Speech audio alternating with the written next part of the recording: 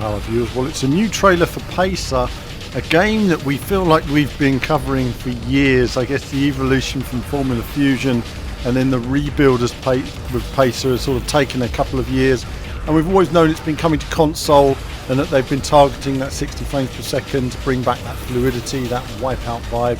Well finally, we're nearly there. The announcement trailer for the launch date is here on PlayStation. Let's take a look.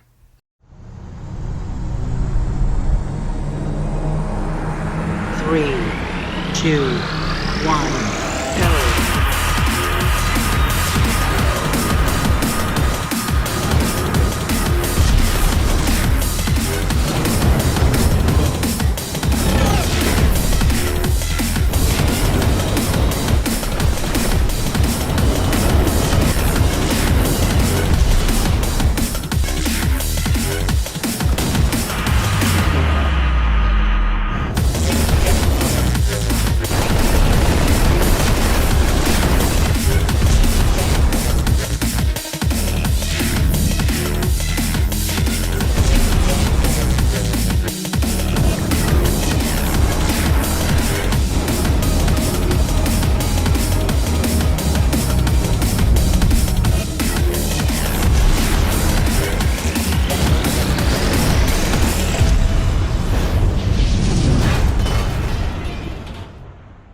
Fat beats.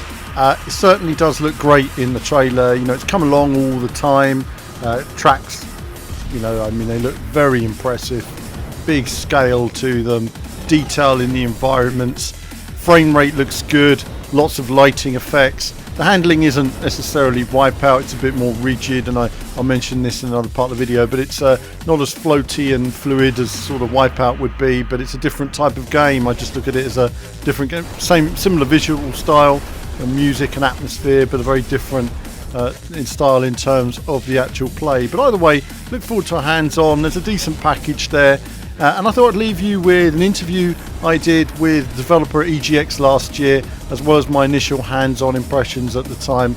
I'll leave you to this, and of course there'll be more from me very soon. My name is Carlton Gaunt. I work at R8 Games, and I am the lead designer on Pacer. Pacer is an anti-gravity combat racer for up to 10 players, reminiscent of sci-fi racing from the mid-90s to the early 2000s. So we're heavily inspired by games like Wipeout, like F-Zero, Star Wars Racer, Extreme G, Roll Cage, and wanted to create that kind of really high-speed, high-skill, gritty future racer that feels like we remember playing, but includes everything that we wanted to see in those games as well. So we will have full craft customization, so everything about how your ship handles, how it accelerates, how it floats, how it turns.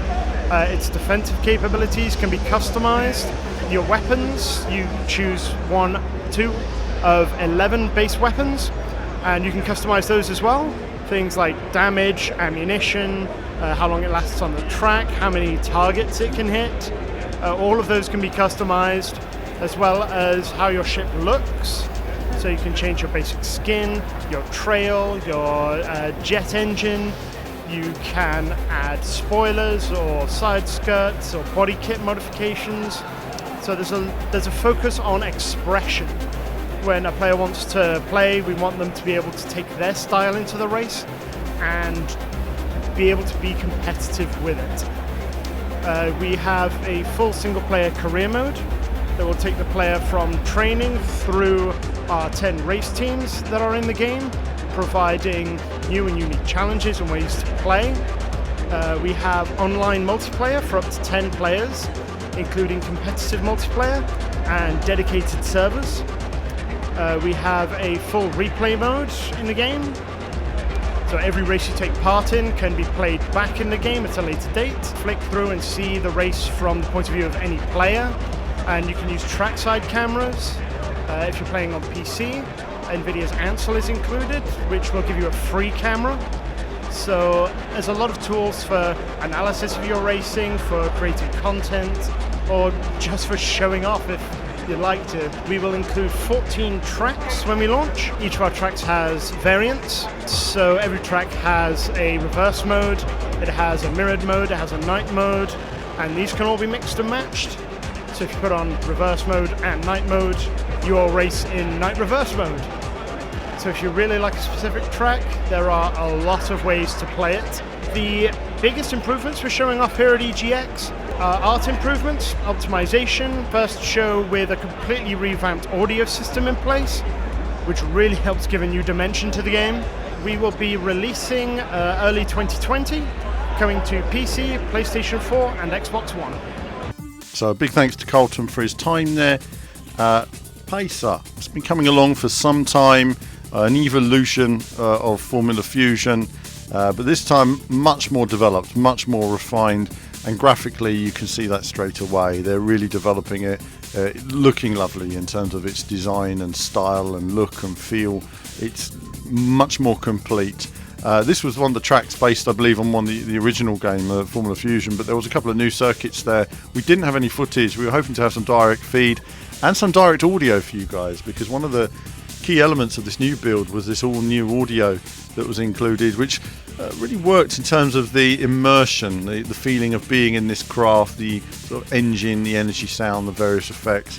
It really did sound much better and really added to the whole experience.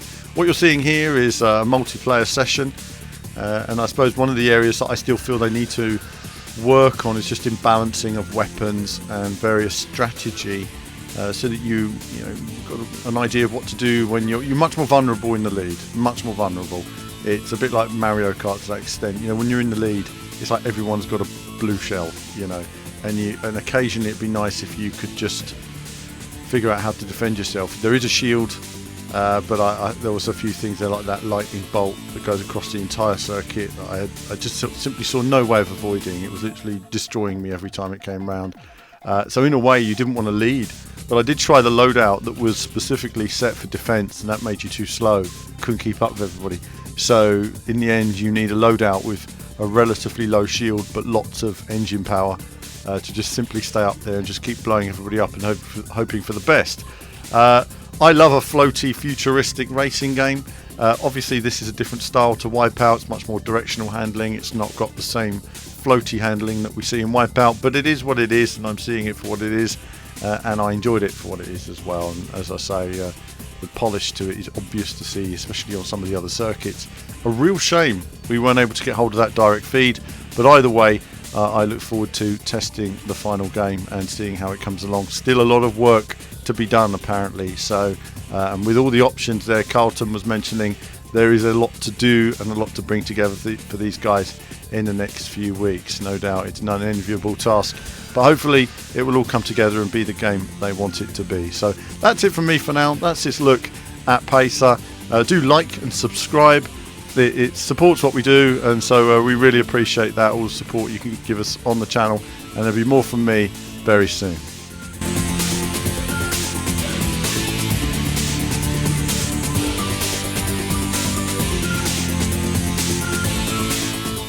Thanks for watching today, viewers. I hope you enjoyed the video, and do like and subscribe. It supports what we do. You can go to the website directly above me here, or check out a couple of other videos on the channel, perhaps things you're interested in terms of racing games, whether it be new or retro. It's all there. Check them out.